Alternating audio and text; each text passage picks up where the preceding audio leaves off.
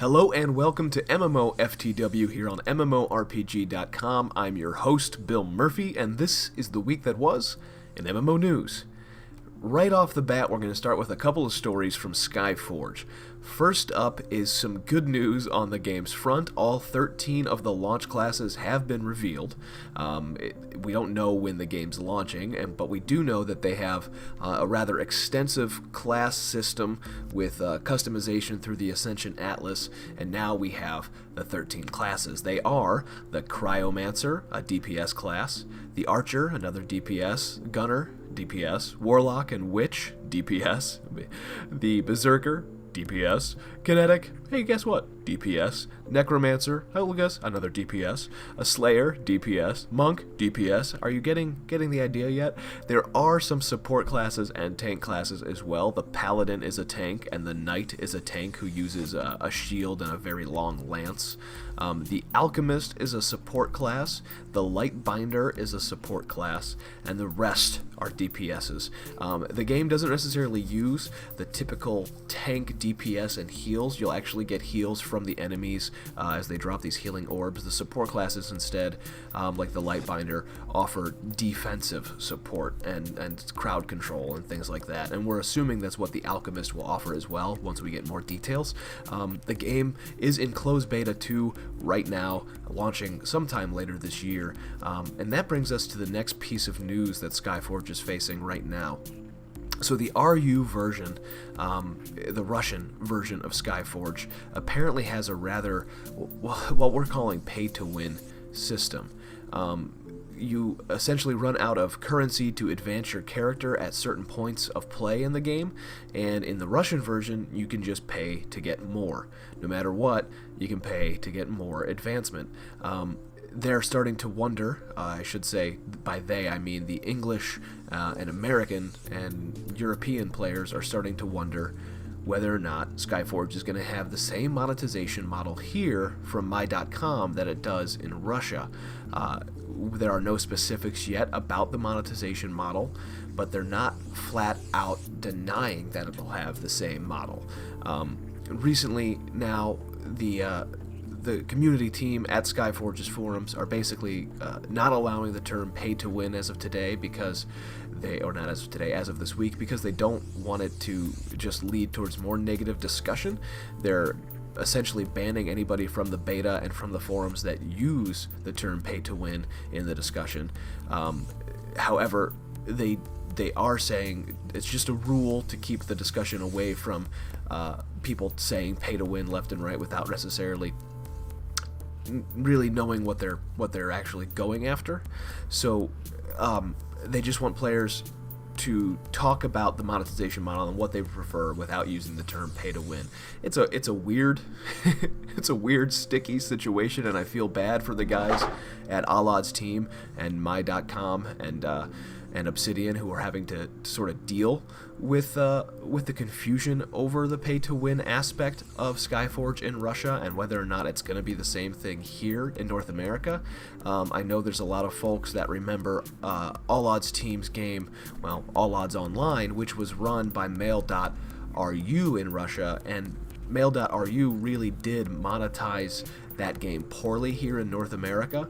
However, they're not the ones running the game here in North America this time around. Skyforge is run by a completely different company here, and hopefully they will take this sort of bad publicity that they're seeing right now in the closed beta and make sure that the monetization model in North America, when it's finalized, does not have the same problems that the Russian model does with pay to win and pay to progress. So that's what's going on in the Skyforge world. We could do a whole show talking about Skyforge, but that is not all that happened this week. Moving on to Rift, the Echoes of Madness update is coming very soon with a huge, complete revamp of the wardrobe system in Echoes of Madness. With any piece of equipment, costume, or weapon is picked up, it becomes part of the wardrobe and will be considered collected. So all collected wardrobe items become region-wide. So if a warrior picks up a bow that can't be used, it still unlocks it. for an alt that can. So it's very similar to the Guild Wars 2 wardrobe, where pretty much anything you pick up and anything you find will be an unlocked skin for all of your characters. You'll also be able to unlock and save wardrobe sets, and you can customize all of those sets with different names. You'll be able to customize the colors, and you'll get dye buckets, all that stuff. Transfigure weapons, and transfigure for weapons will remain, but the weapon wardrobe system will also be included, so you can still transfigure a weapon if you want, but you don't have to. You can, equip a really cool mace for a skin, and have that across your characters also. Players will be able to create favorites among your custom sets, and once wardrobe outfits are complete, you'll be able to name and save those wardrobe outfits as well. Just a whole bunch of excellent quality of life changes to the wardrobe system that make it so you don't have to sacrifice the looks that you really prefer on your character when you start a new alt or something like that. And that brings us, believe it or not, to a similar update for WildStar. So WildStar this week went into a deep dive over its companion pets and customization. The new hollow wardrobe system for WildStar will be very, very similar to what Rift is doing in their update and to what Guild Wars 2 already has. You're going to unlock items to use on your wardrobe system, which can be changed, and you can tweak your wardrobe and your costumes pretty much anywhere in the world now, instead of having to go meet the vendor from Protostar and do it and pay a ton of money to do it. Costume slots will not be physically stored by players. There will be like appearances that are account wide once you're unlocked. Costume pieces can be used in multiple outfits with different colors and all that stuff, and you'll be able to essentially make your character in WildStar look however you want, account wide, with your unlocks and your costume unlocks and all that stuff. So again, I could go on and discuss what they're doing with costumes, but the best way to put it for both Rift and WildStar is it's going to work like Guild Wars 2. So obviously they like that system, and that's what we're seeing. There were also going to be new vanity pets coming in the next big drop for WildStar, with over 50 new companion pets that you can obtain in different ways throughout the game. Whether it's finding them randomly in the world, completing quests to do them, getting them as drops off of bosses. It's the beginning of a whole new vanity pet collection system, and I'm assuming we're going to see more and more of those pets added to WildStar as the game goes on. The art team over there at Carbine is absolutely top-notch, so I wouldn't be surprised if we see some really, really goofy ones added in the next few months. And in H1Z1 news, perfectly honest, I haven't really been playing the game much lately because it is still early alpha, and I just kind of want to wait till it's a little bit more complete before I really dig into it. And apparently I'm not the only one who bought into the game, though, early on, because over 1 million copies of H1Z1 have been sold on Steam. That's $20 a pop at least. For H1Z1, that's $20 million that that Daybreak Game Studios has raked in for H1Z1 since it released in alpha. That's a lot. It's not a bad game, H1Z1. It's early, and it's already, in my eyes, a lot more fun than some of the other zombie survival games. Now, 7 Days to Die, as far as the sort of survival goes, is probably the best one that I've played. However, it's really nice to see that this sort of mini genre of zombie survival games is getting new blood, and that they're trying different things. If you have been playing H1Z1 since the beginning, the game has really changed a lot since then. We'll be diving back into it ourselves, but we won't be doing any official reviews or anything like that until the game is out of alpha and into the open beta period, as it will be a free-to-play game.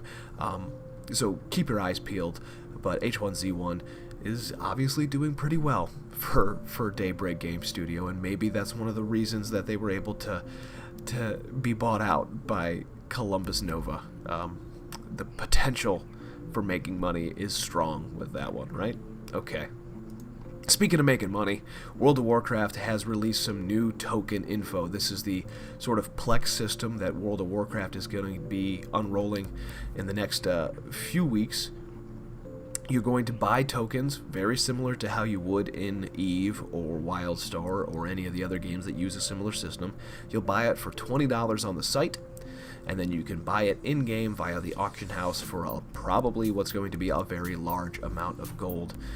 Purchasers of the tokens can turn around and use those tokens in-game to make subscription time, and then you in theory, if you are a hardcore WoW player and you make gold like crazy, you never have to pay another dollar, another real world dollar, to play World of Warcraft. I'm not sure how much they're going to go for. We're going to have to wait and see, because the market is going to sort of design itself the way the gems exchange does in Guild Wars 2. So no matter what, the flat currency, the flat amount that a token is going to cost outside of the game will be $20.